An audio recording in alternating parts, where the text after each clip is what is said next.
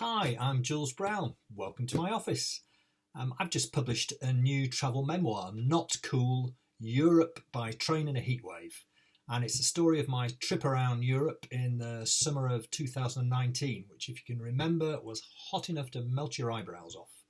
Unfortunately, I spent 9 days of it trying to visit 9 cities in 9 countries. So what could possibly go wrong? Anyway, I'm going to read you an extract from the first chapter about my arrival in Berlin. Berlin, I am led to believe by numerous books and websites, has a temperate climate characterised by moderately warm summers.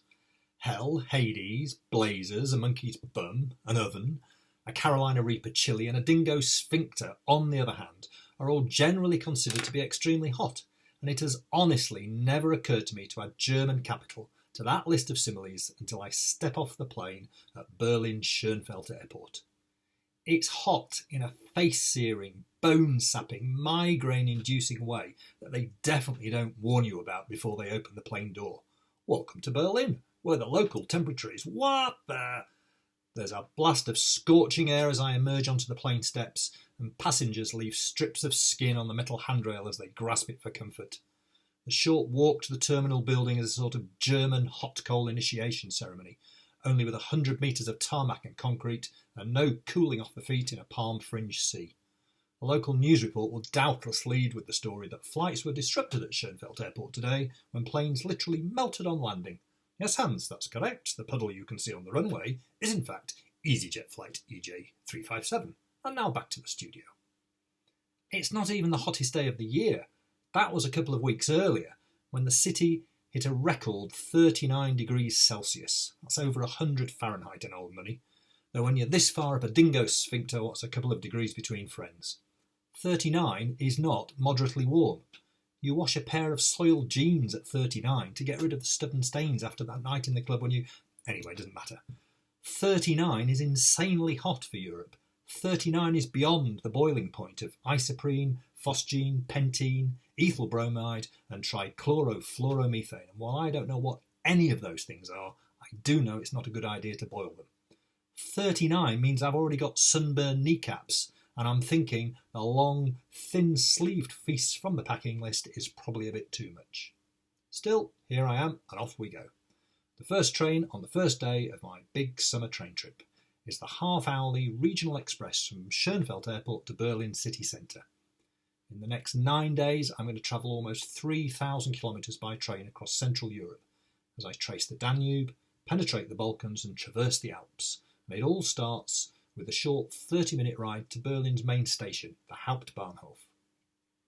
Sadly, I'm going to have no need of the one useful phrase in German that was drilled into us in Mr. Hargreaves' class in school, namely, Wo ist der Bushaltestelle? Where is the bus stop? Instead, I simply follow the handy sign from the airport that says trains, so nuts to Mr. Hargreaves.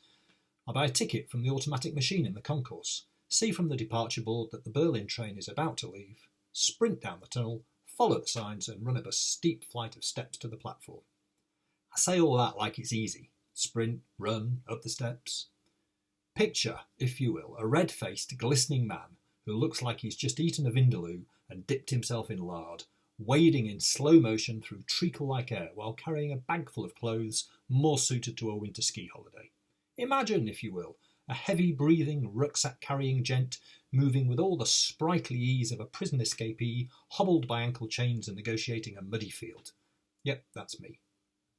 The train's idling, engine running, doors open, so I clamber on, find a seat and stow the backpack. I'm 10 minutes out of the airport and already wringing wet, so much so that I don't want to lean back against the seat because of that terrible, clingy feeling of sweaty shirt against skin. Doors close, the train pulls off on time, and I look out of the window as we trundle through Berlin's suburbs on a piercingly bright summer's day, clackety-clacking through stations with off-puttingly long compound names.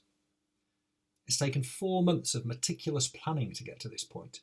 I've taken trains all over the world, from Norway to New Zealand and Sicily to China, not those actual routes you understand, and I take my travel prep seriously. There's nothing I like better than devising train journeys, plotting routes, and chasing down the information I need to make the trip a success.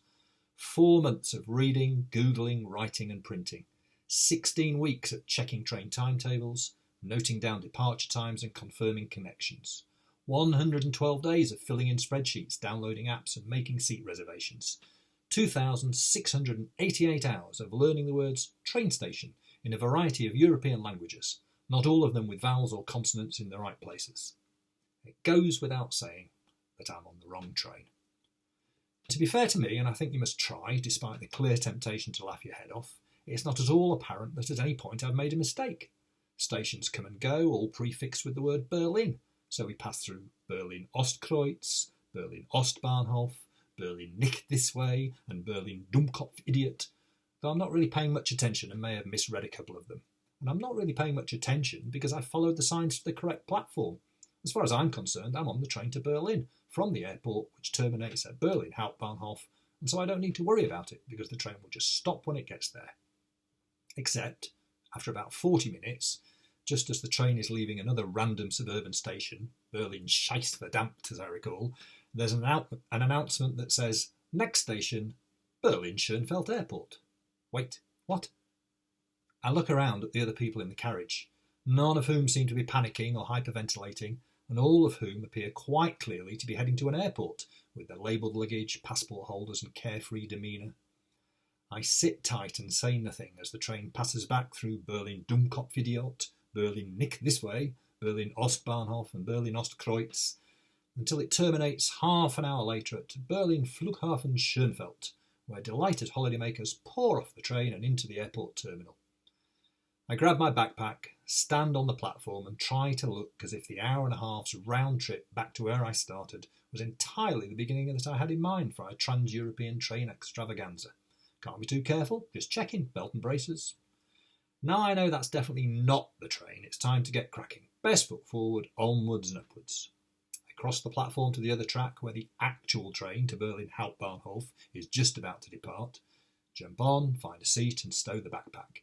This time we bypass Berlin nicht this way and Berlin Dummkopf idiot in favour of Berlin Alexanderplatz and Berlin Friedrichstrasse. Well done, driver, I knew you could do it.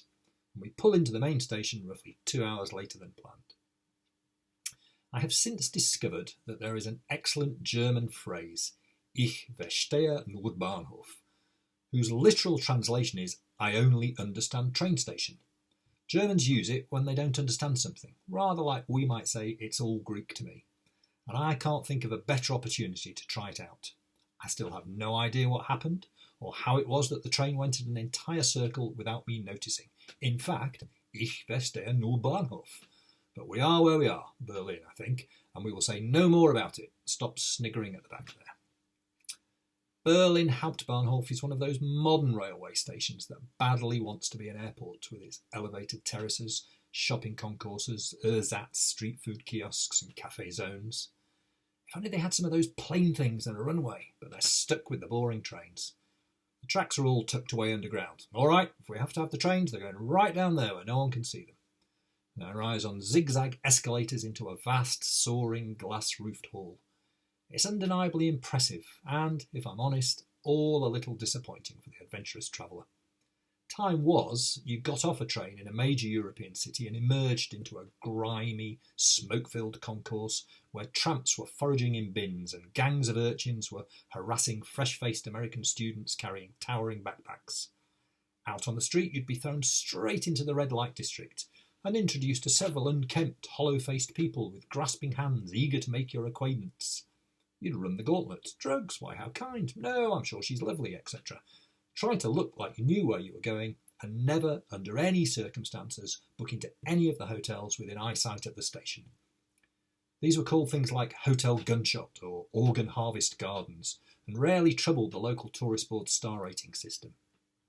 There was a place I remember around the back of the Rossio station in central Lisbon, the rather gritty Pension Iris, whose ensuite twin room, indeed, had both shower and toilet, but plumbed bang into the centre of the room and separated from the beds by a pull-round shower curtain. The proprietor maintained a 24-hour reception by the simple expedient of sleeping under his desk on a soiled mattress, baseball hat in hand.